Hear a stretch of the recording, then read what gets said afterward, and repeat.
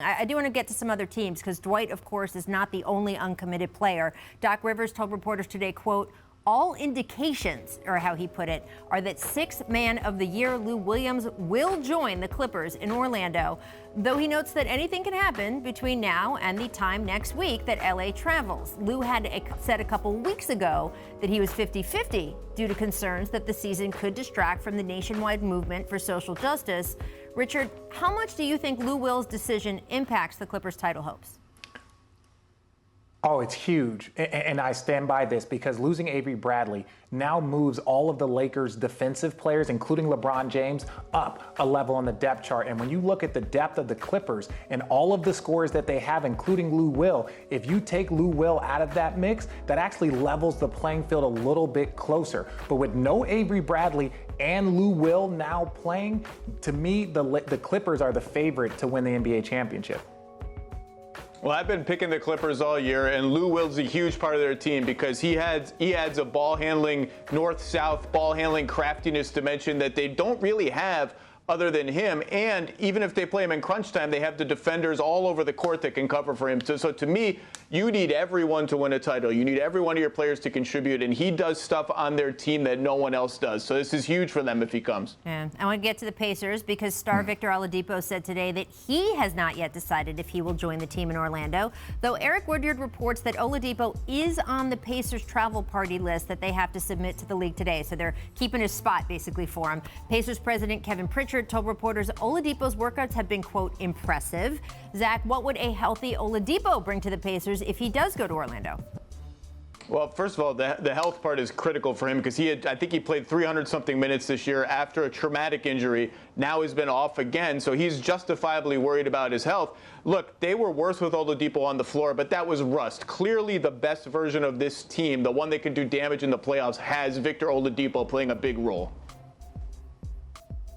No, I completely agree. I think Victor Oladipo, coming off the season he had before and basically proving to this league that he is an all-star, is a very important piece. Obviously, everyone knows that, but I still feel like this team is still a bit further away from actually making the type of noise that would be impactful. And to me, I think that's what Victor Oladipo was saying. He was like, yo, this might not be the year, so to risk and to go and do all of these other things that we're trying to push this season, especially when you're not 100%, especially with this type of layoff that he's had, like you said, Zach, only playing 300 minutes.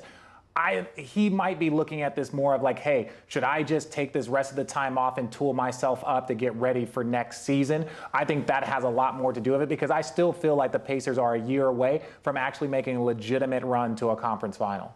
Right, although he hasn't played competitive basketball that much, if you look at sort of the span of the last 2 years, if I'm him, there's part of me that is interested in being there and playing in games so that by the time you start next season, you have that run-up. We'll have to see which way he goes. Bradley Beal also spoke to reporters today. He said he has still not decided whether to join the Wizards in Orlando. This is really interesting. He said, I'm not swayed yet one way or another. Remember, John Wall already going to miss the restart as he is continuing to rehab from injury, and Davis Bertans has already opted out, wanting to be protective of the fact that he is going to be a free agent this offseason.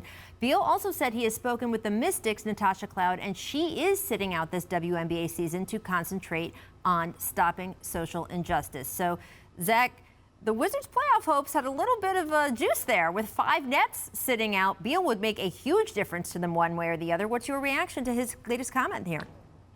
Yeah, the Wizards now have a chance because of all the hits that the Nets have taken. But look, Bertans is already out. If Beal drops out, I've been saying this the whole time. It's ridiculous that the Wizards at 24-40 with no mathematical chance to make the playoffs had the season continued were even invited into the bubble if we're supposedly concerned about limiting the number of people that are there. And if he drops out, it just reinforces the absurdity of that decision.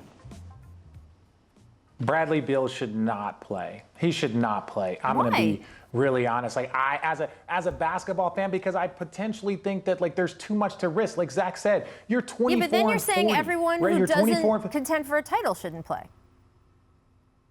No. There's a difference between contending for a title and being mathematically eliminated from the postseason. That's completely different. But they're not. Those are two different statements. Zach is saying that they were mathematically eliminated for the postseason if things had. First of all, it wasn't mathematically, but his point is they were near mathematically, and that if things had gone as they were supposed to go this spring, they are within striking distance of that play-in game, especially with all the Nets pulling out and the fact that they would be a stronger team in the bubble. As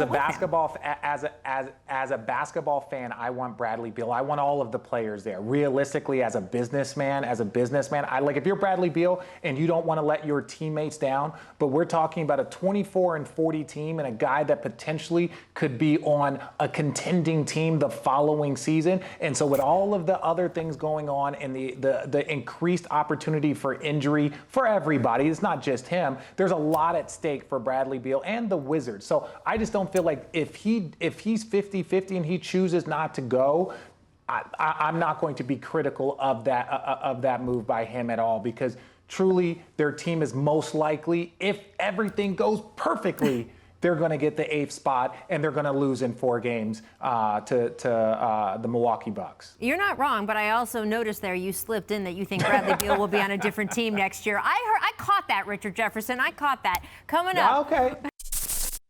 Thanks for watching ESPN on YouTube. For live streaming sports and premium content, subscribe to ESPN+.